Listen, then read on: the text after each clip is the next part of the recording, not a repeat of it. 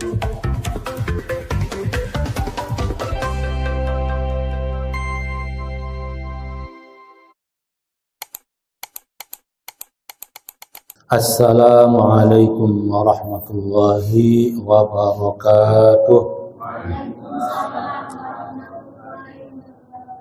Bismillahirrahmanirrahim. Alhamdulillahi rabbil alamin. Wassalatu wassalamu ala ashrafil anbiya'i wal mursalin Sayyidina wa maulana Muhammadin wa ala alihi wa ashabihi ajma'in, amma ba'du. Faya ayuhan nas usikum wa nafsi bi taqwallah faqad faza man ittaqa. Hadratul Mukarram al-Muhtaram Jamaah Masjid Al-Ikhlas, bapak-bapak, ibu-ibu yang dirahmati Allah Subhanahu wa taala. A'udzu billahi minasyaitonir rajim. Bismillahirrahmanirrahim. Kita sampai kepada pembahasan tentang cinta pada Allah dan cinta pada Rasulullah SAW.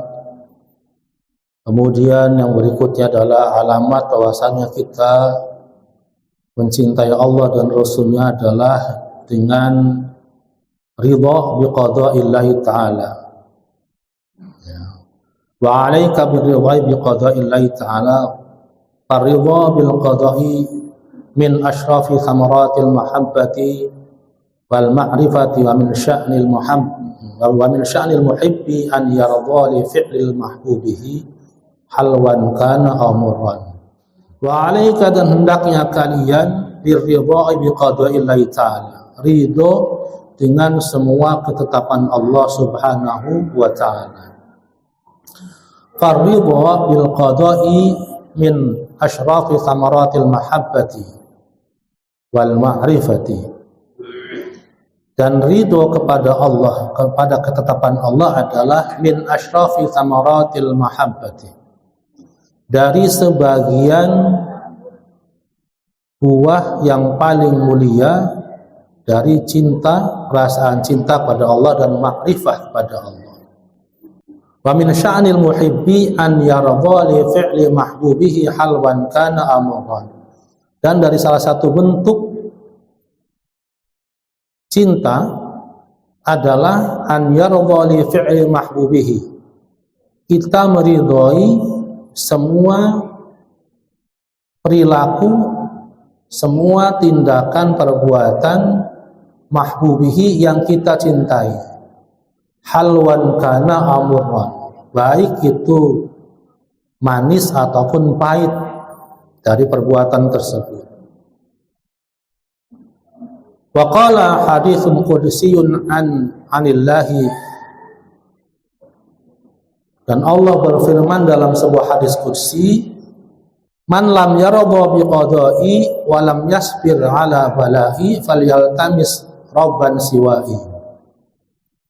Ya, hadis qudsi Allah berfirman, man lam yarda biqada'i, barang siapa yang tidak ridho atas ketetapan saya, takdir saya, walam yasbir ala bala'i, dan tidak sabar atas cobaan-cobaan yang saya berikan kepadanya, falyaltamis rabban siwa'i, maka hendaknya dia mencari Tuhan selain saya. Dalam hadis yang lain, hadis qudsi yang lain, man lam yarda biqada'i wa lam yasbir bala'i falyakhruj min tahti ardi samai wal yatub rabban siwa'i. Allah berfirman dalam hadis qudsi yang lain, barang siapa yang tidak ridho dengan qada saya dan tidak sabar atas musibah-musibah yang saya berikan kepadanya, falyakhruj min tahti ardi samai, maka hendaknya dia keluar dari kolong langit saya, falyatlub rabban siwaya, dan cari Tuhan selain saya. Makanya tegas sekali.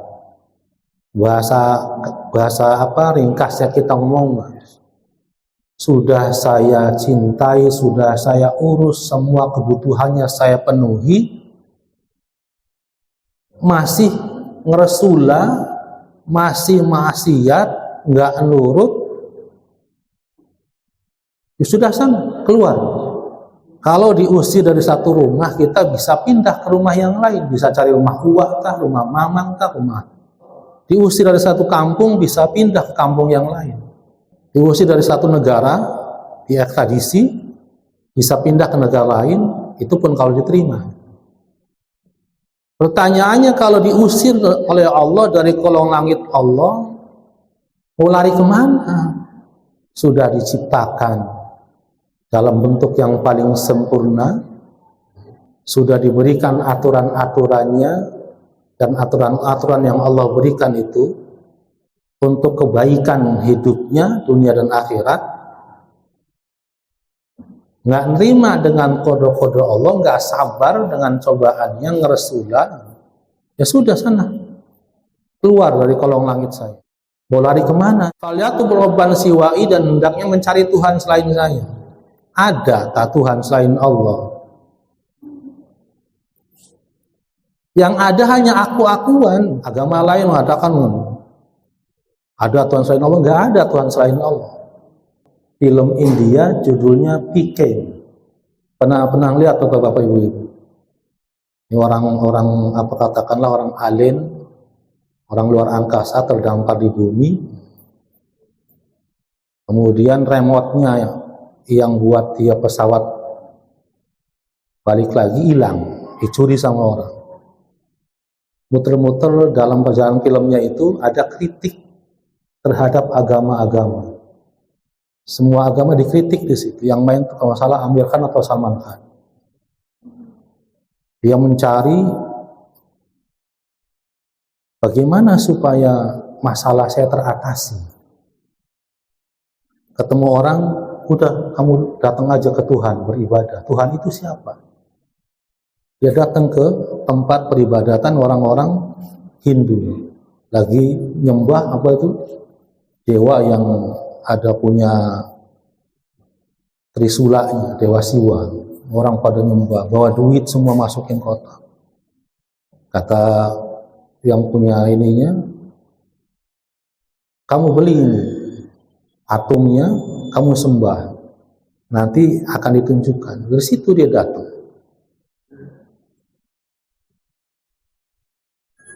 Awal kali, kalau pertama kali dia beli, dia sembah ke Tuhannya. Lalu kebetulan ada yang ngasih. Pas kedua kali, dia apa yang dia minta nggak dikasih, nggak ada yang ngasih. Karena kebetulan waktu itu.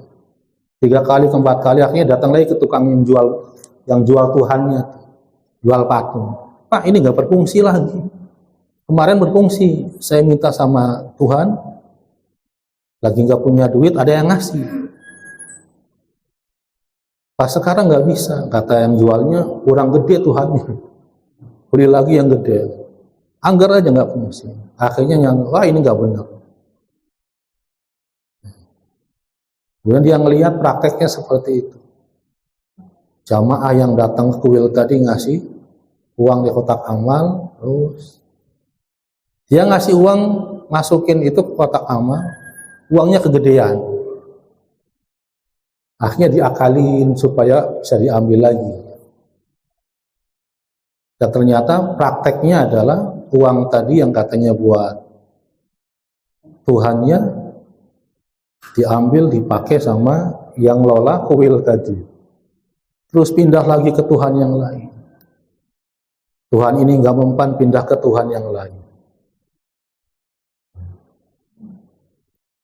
Akhirnya mentok ke orang yang lagi pada pergi ke masjid. Dia ikuti. Di situ nggak ada kritiknya. Maksudnya apa? Nggak bisa dia ngeritik Tuhannya orang Islam, itu nggak bisa. Karena satu-satunya yang betul ya itu Allah Subhanahu Wa Taala. Yang lain, Tuhan-Tuhan yang lain adalah Tuhan-Tuhan buatan orang, pengakuan orang,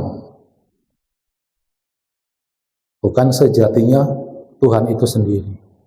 Wa qala alaihi salam, Rasulullah bersabda berkaitan dengan hadis qudsi tadi, innallaha idza habba qauman ibtalahum faman radiya falahu ridha wa man sakhata falahu sukhtu.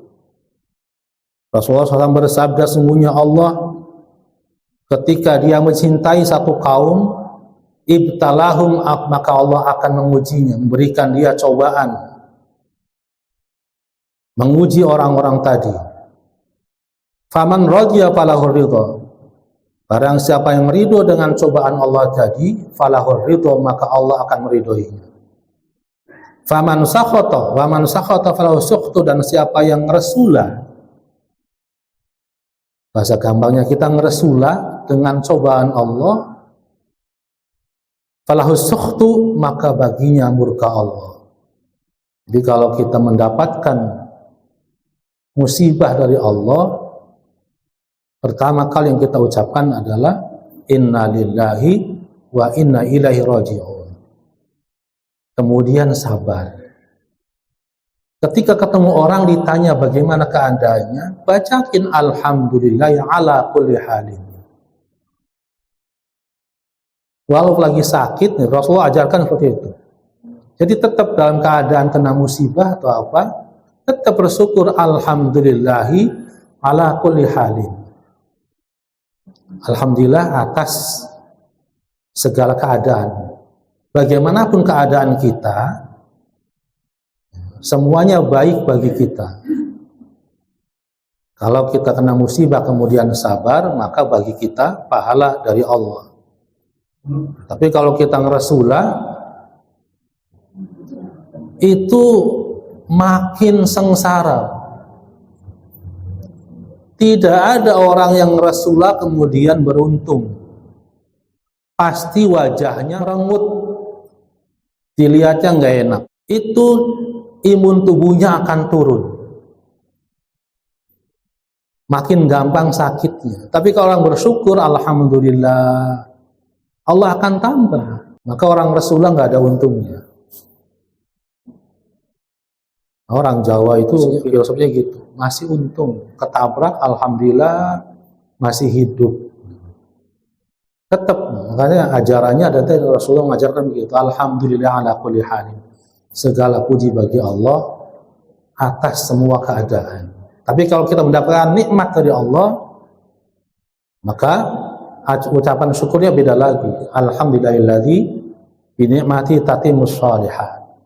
Segala puji bagi Allah atas nikmatnya yang berikan pada kita, maka kita bisa menyempurnakan amal-amal yang saleh. Jadi nikmat yang Allah berikan kepada kita agar digunakan oleh kita untuk beramal saleh.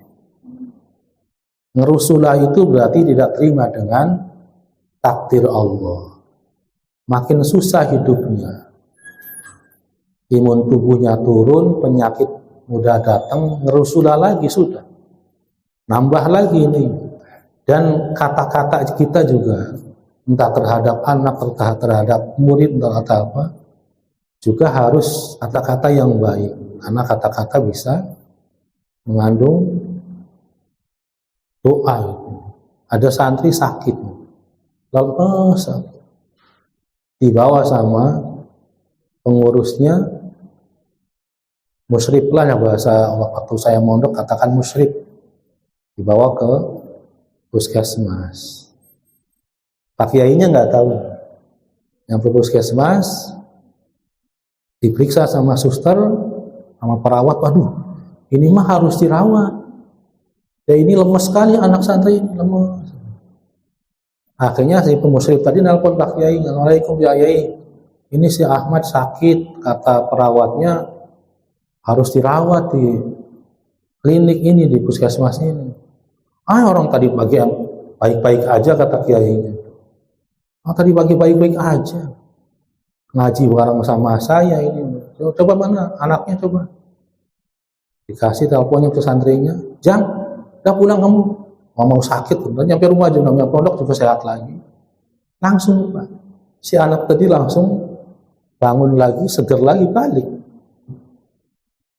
Jadi kadang-kadang kata-kata itu bisa menurunkan imunitas tubuh kita. Kata-kata yang baik, yang positif bisa menambah imunitas tubuh kita. Nah, kalau kita sama anak pagi-pagi dengan kata-kata yang baik, anak solih, yang cerdas, ayo gerak bangun. Jam 4 nih sekarang mau sholat subuh. itu langsung menjadi obat yang mujarab. Dokter ini pekerjaan ketika dia meriksa kondisi pasiennya harus sedetail mungkin periksaannya.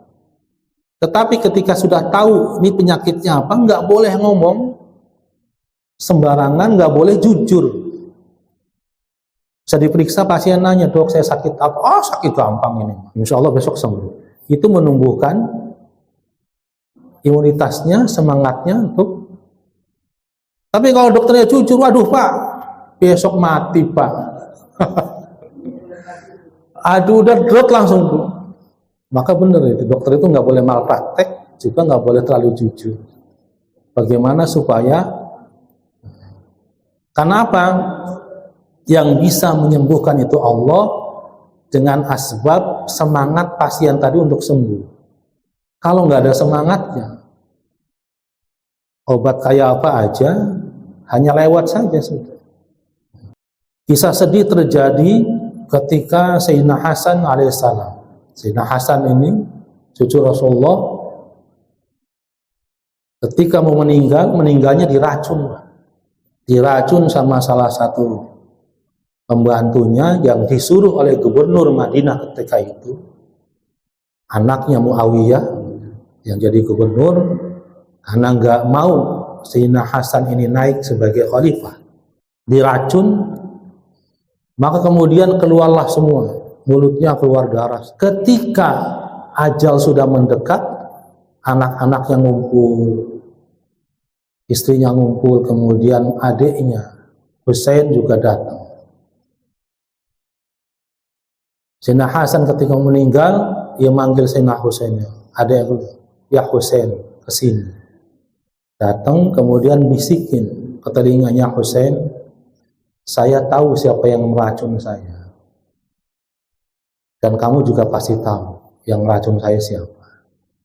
Tapi nanti kalau kamu ketemu orang tersebut, jangan marah sama dia.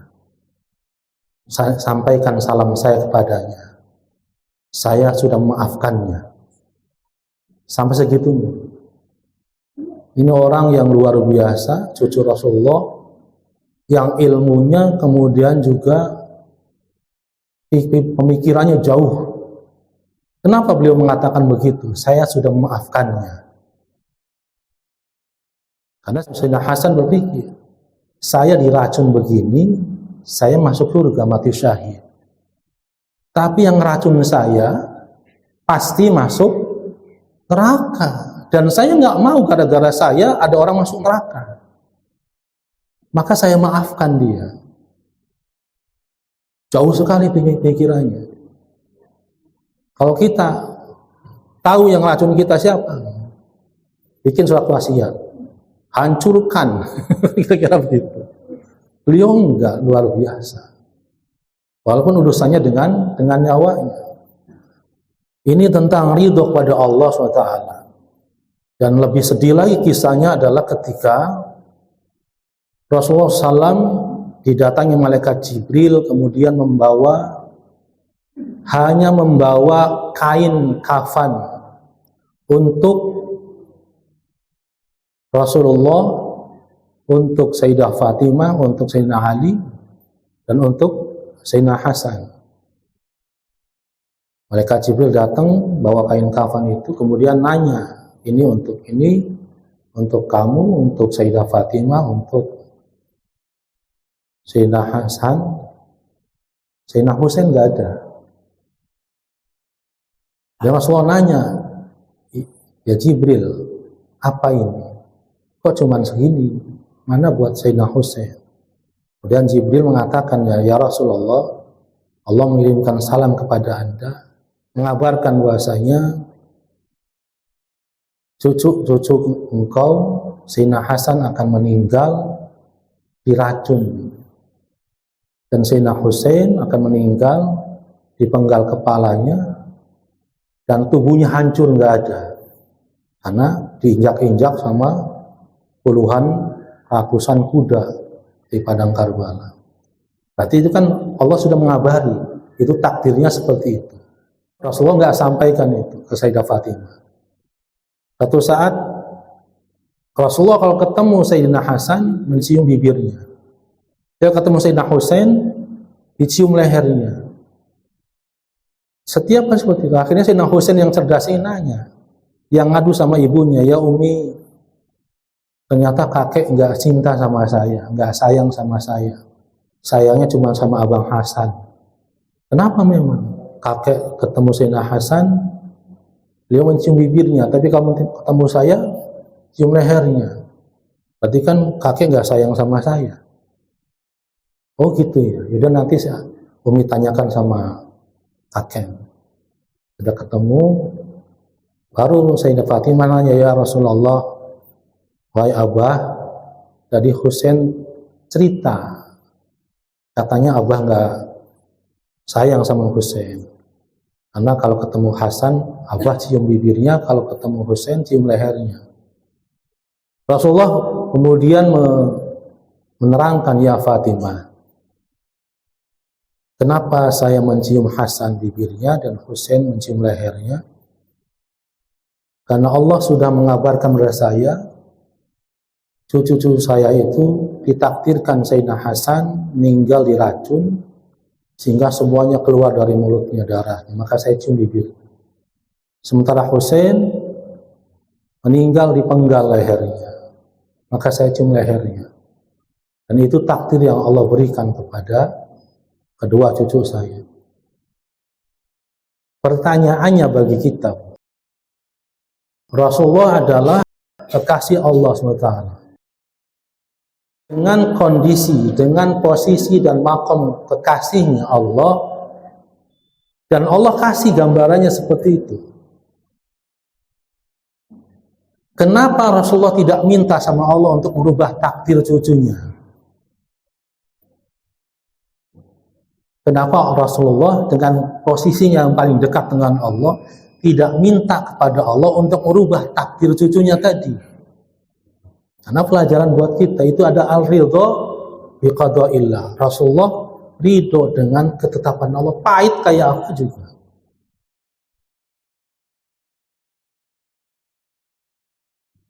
Maka makom paling tinggi ibadah adalah kita ridho terhadap semua ketetapan Allah. Mau jadi kayak apa saja, tetap disyukuri, pasti yang terbaik. Dan memang itu kejadian. Sayyidina Hasan diracun, Sayyidina Husain enggak. Kalau kita punya posisi yang luar biasa dekat dengan Allah, kemudian dikabari begitu, pasti kita akan berdoa, ya Allah jangan begitu takdirnya. Tapi Rasulullah enggak. Sayyidah Fatimah tahu dikasih tahu Rasulullah dan tidak pernah berdoa untuk merubah takdir. Ini pelajaran buat kita ya, adalah ar-ridha biqada'illahi ta'ala.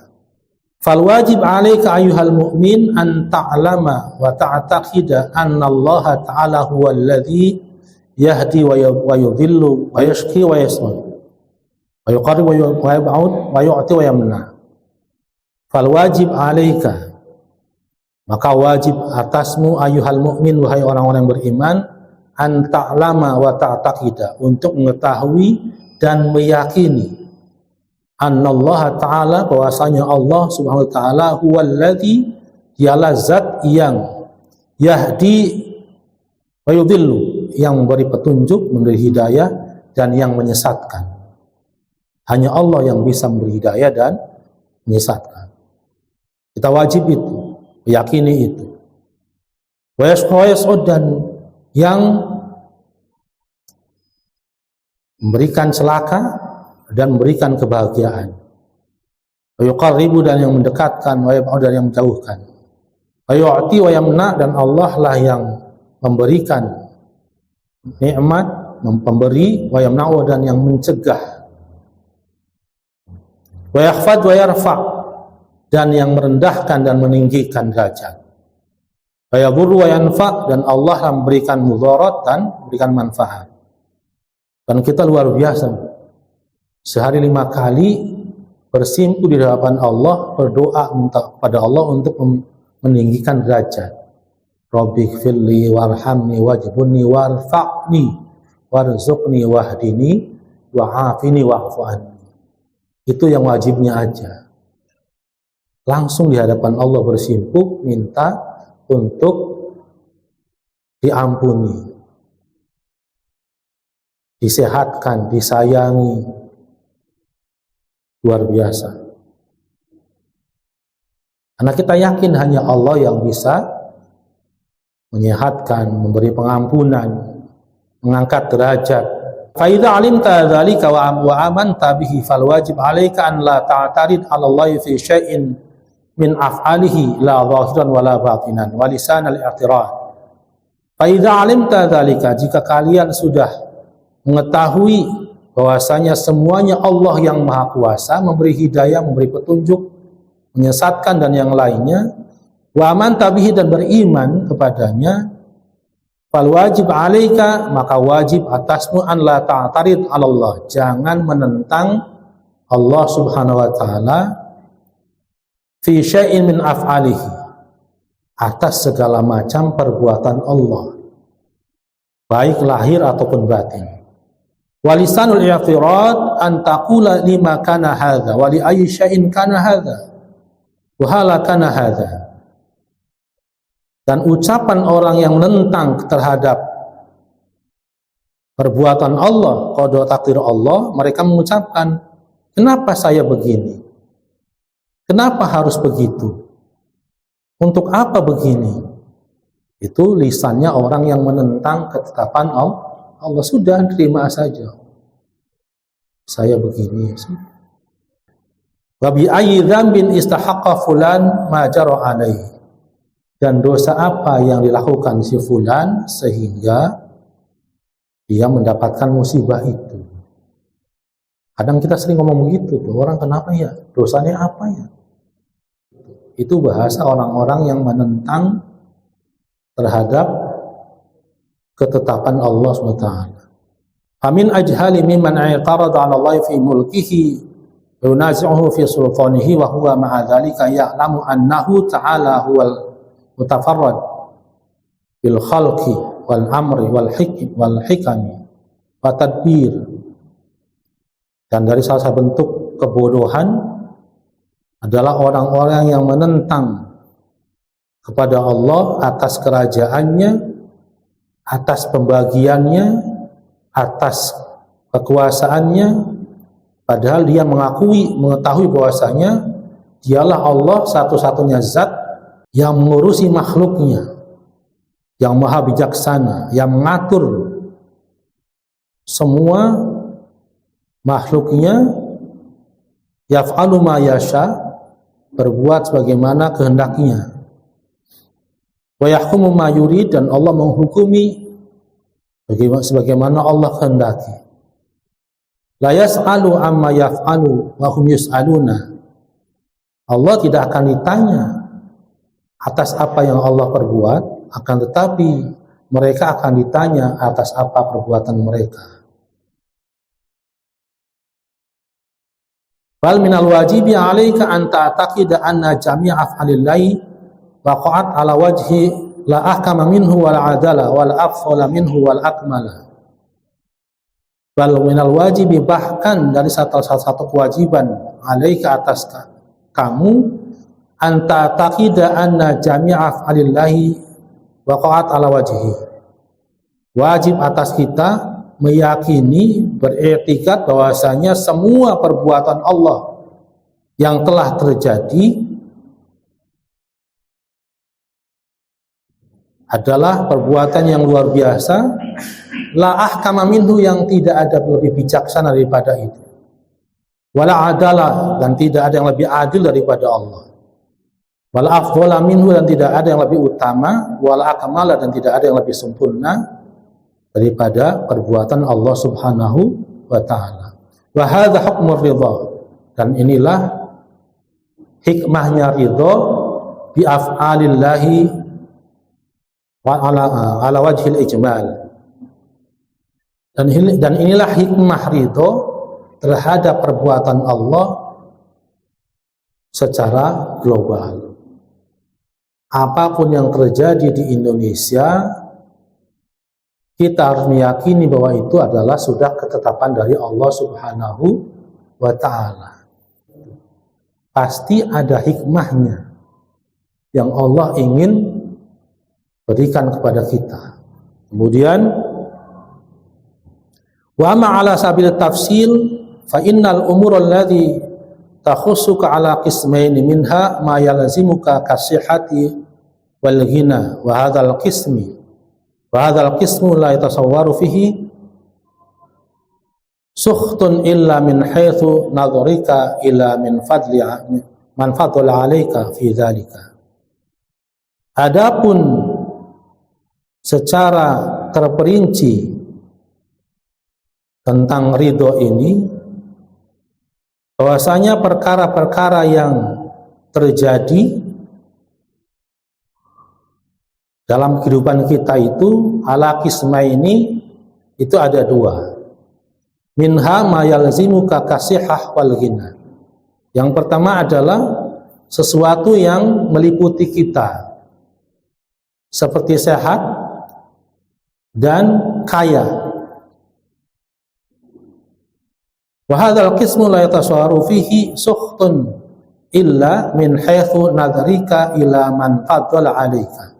Dan bagian ini yang kita terima, sehat dan kaya itu tidak akan tergambar di kita, tidak akan muncul dalam pandangan kita, kecuali kita mandangnya dari sisi kita terhadap dibandingkan dengan orang lain.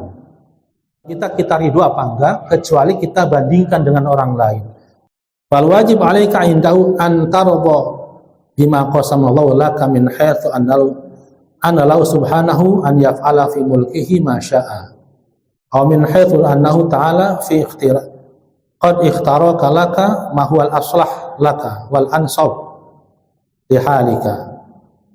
Wa hadza kamal. Maka ketika sudah seperti itu, kita mengetahui kondisi kita kurang baik dibanding orang lain karena kita membandingkan, maka fal wajib alaika, maka wajib atasmu indahu ketika sudah mengetahui antaradha bima qasama laka, hendaknya kamu ridho dengan apa yang sudah Allah bagikan untukmu. Dan kita harus meyakini bahwasanya Allah lah yang telah berbuat seperti itu sesuai kehendaknya fi mulkihi dalam kerajaannya masya'a sebagaimana Allah sukai. Aw min haitsu annahu ta'ala qad ikhtara laka ma huwa aslah laka. Kita harus husnudzon, muncul keyakinan supaya kita ridho, ini yang terbaik buat saya. Kondisinya kaya mungkin bisa jadi lupa ibadahnya. Mari kita sama-sama akhiri dengan bersama membaca Kifatul Majlis. Subhanakallahumma bihamdika asyhadu an la ilaha illa anta astaghfiruka wa atubu ilaik. Hadan wa iyyakum ajma'in wal 'afwu minkum. Wassalamualaikum warahmatullahi wabarakatuh.